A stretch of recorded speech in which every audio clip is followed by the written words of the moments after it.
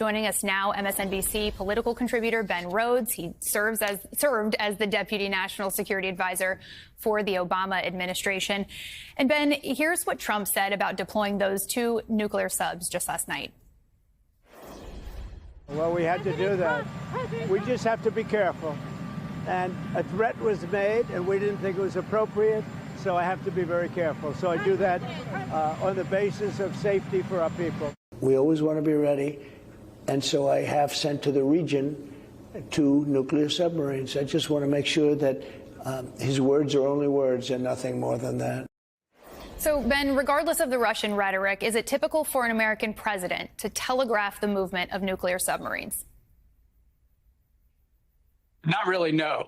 Certainly not in this type of circumstance, because, look, Dmitry Medvedev has said all kinds of crazy things since the beginning of the war in Ukraine. For people who kind of don't follow him, he's essentially taken on the role of being a troll. A lot of these things he says are in English on social media. They're clearly intended to kind of get underneath the skin of the United States. I don't think, there's a military threat attached to what Medvedev is saying. So it's a pretty extreme step to essentially kind of out of an extension of what would normally be like a social media dispute to be moving these nuclear submarines. But, he's clearly trying to demonstrate some toughness here, but it kind of flies in the face of what he said about ending the war on day one and de-escalating all these wars that were taking place when he took office. It's not clear that this really leads anywhere other than a show of strength from Donald Trump. Let's get into the nitty-gritty of this. So we know that these subs can carry non-nuclear cruise missiles as well, like the ones that we saw the U.S. use to target the Isfahan nuclear facility in Iran. Could the president be signaling here that the U.S. could use that same force against Russia if Russia doesn't end the war in Ukraine on the president's timeline?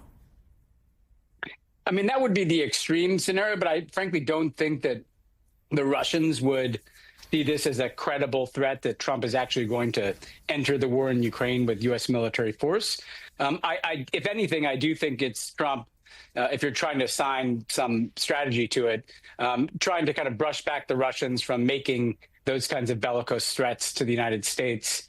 And frankly, probably, yes, expressing some displeasure that Putin has repeatedly ignored these deadlines that Trump sets. So there was the ending the war on day one. Then Trump was calling for a 30-day ceasefire, which Putin didn't do. Then he was calling for negotiations directly with Zelensky, which Putin wouldn't do. Now he's had this 50-day deadline that's been shortened. Clearly, the suggestion from the United States, from the Trump administration, is there'll be some consequence if this deadline comes and goes without the war ending. And we have to assume that's what's going to happen. Like, all that's happened since this deadline was set is Russia's actually escalated some of its attacks into Ukraine. That's Putin sending a message that I'm not going to end this war on your deadline.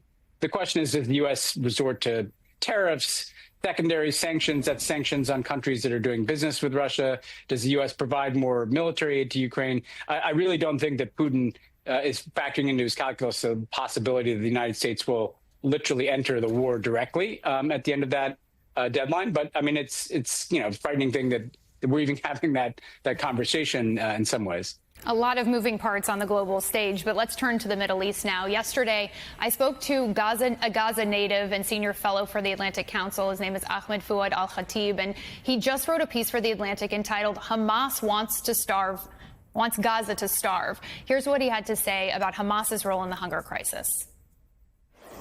Multiple things can be true at once. It is a fact that the Israeli government, through its policies, through the directions of far-right Finance Minister Smotrich, are ultimately responsible. Nevertheless, they very much so fell into a trap of Hamas's design.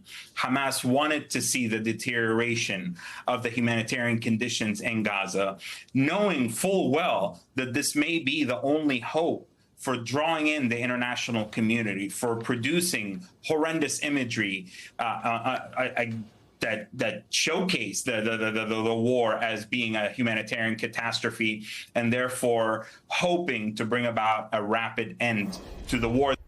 And Ben, of course, those images are incredibly painful, but much of the international pressure has been brought to bear on the Israeli government and its role in this catastrophe.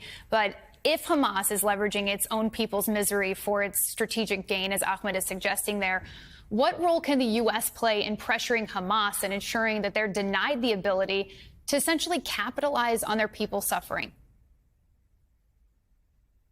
I mean, it's really about whether you can work towards a future in Gaza that excludes Hamas. And so you had all the Arab countries come out with a statement yesterday, for instance, in which they said Hamas needs to be completely demilitarized and that kind of alternative Palestinian leadership needs to be developed in Gaza. That's how you're going to get rid of Hamas. This war has been going on for nearly 2 years. Hamas is not being destroyed militarily. They've been significantly degraded. They do not pose the same threat to Israel that they did on October 7th. The question is kind of how do you sideline them in kind of the reconstruction process? And now, I do think that the hunger crisis that we're seeing, look, Israel is the strongest party by far. I mean, relative to Hamas or anybody else, they control what gets in and out of the Gaza Strip. Whatever Hamas's intentions are, the reality is that Israel has an obligation to let that food in. We just talked about the war in Ukraine. Even Russia, with all of its bombardment of civilians, is not starving whole population centers in the same way that we're seeing in Gaza. There are hundreds of trucks that are near that border. If they're allowed in and you can have an international effort to provide assistance, you can deal with the starvation crisis and simultaneously work to sideline Hamas in the development and support of an alternative Palestinian leadership structure. This endless cycle of conflict and war is not the thing that is ultimately going to provide an alternative form of leadership for Palestinians. So that's where you have to kind of shift the conversation from just this kind of continued descent into a catastrophe really in Gaza to what comes next and what can be an alternative leadership in that part of the world for the Palestinians. Ben Rhodes, thank you so much for joining us.